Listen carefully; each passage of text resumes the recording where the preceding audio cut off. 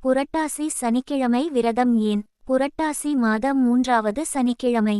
புரட்டாசி மாதத்தில் வரும் சனிக்கிழமைகள் பெருமாளுக்கு உகந்தது. அன்று நோன்பு இருப்பது மிகவும் நல்லது. புரட்டாசி சனிக்கிழமைகளில் காக்கும் கடவுளாகிய திருமாலை வேண்டி விரதம் இருப்பதால் சனி பகவானால் ஏற்படும் தொல்லைகளிலிருந்தும் மூதாதையர்கள் சாபங்களிலிருந்தும் விடுபட பெருமாள் அனுக்கிரகம் செய்கிறார். புரட்டாசி சனிக்கிழமை விரதம் இருப்பவர்கள் முதலில் வீட்டில் பூஜை அறையை சுத்தம் செய்து கோலமிட வேண்டும். பின்னர் அலமேலுமங்கையுடன் கூடிய வெங்கடேச பெருமாள் படத்தை அலங்கரிக்க வேண்டும்.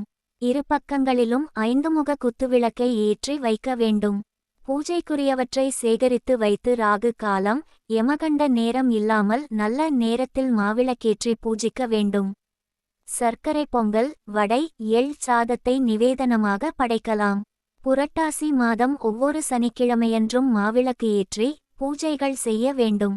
அரிசி மாவு வெல்லம் ஆகியவற்றை கலந்த மாவில் ஒரு பகுதியை இளநீர் விட்டு பிசைந்து தீபம் போல் செய்து சுத்தமான நெய் ஊற்றி விளக்கேற்ற வேண்டும்.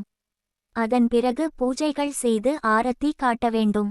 பூஜை முடிந்ததும் தேங்காயை துருவி மாவுடன் கலந்து அனைவருக்கும் பிரசாதமாக கொடுக்கலாம். துளசி தண்ணீர் புளி சாதம் மற்றும் எலுமிச்சை சாதம் வைத்து வேங்கடவனை வழிபடுவதும் துளசி தாமரை மற்றும் குங்குமத்தால் அர்ச்சிப்பதும் விசேஷம்.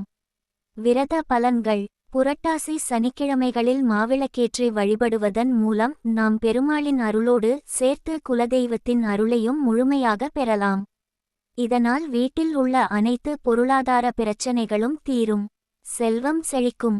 அதோடு வீட்டில் இருக்கும் துன்பங்கள் அனைத்தும் பறந்தோடும். சனி தோஷம் இருப்பவர்கள் புரட்டாசி மாத சனிக்கிழமைகளில் கோவிலிற்கு சென்று சனி பகவானுக்கு எள் தீபம் ஏற்றுவதன் மூலம் சனி தோஷம் நீங்கி வாழ்வில் ஏற்றம் பெறுவர். அதோடு அஷ்டம சனி கண்ட சனி 7.5 சனி போன்ற சனியின் பிடியில் இருப்பவர்கள் இந்த மாதத்தில் விரதம் இருந்து பெருமாளை மனதார பிரார்த்திப்பதன் மூலம் சனியின் உக்கிரம் குறைந்து சனியால் ஏற்படும் தடைகள் அனைத்தும் விலகி வாழ்வில் ஏற்றம் பெறுவர். புரட்டாசியில் விரதம் இருப்பதோடு பசியால் வாடும் ஏழை எளிய மக்களுக்கு அன்னதானம் அளிப்பதன் மூலம் ஏழைகளின் பசி பறந்தோடுவது போல் நம் துன்பங்கள் அனைத்தும் நம்மை விட்டு விலகிச் செல்லும்.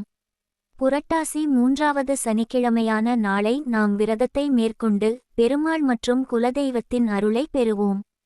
இந்த வீடியோ உங்களுக்கு பிடிச்சிருந்தா லைக் பண்ணுங்கள், ஷேர் பண்ணுங்கள், கமெண்ட் பண்ணுங்கள். மறக்காமல் இந்த சேனலை சப்ஸ்கிரைப் பண்ணுங்கள். நன்றி, வணக்கம்.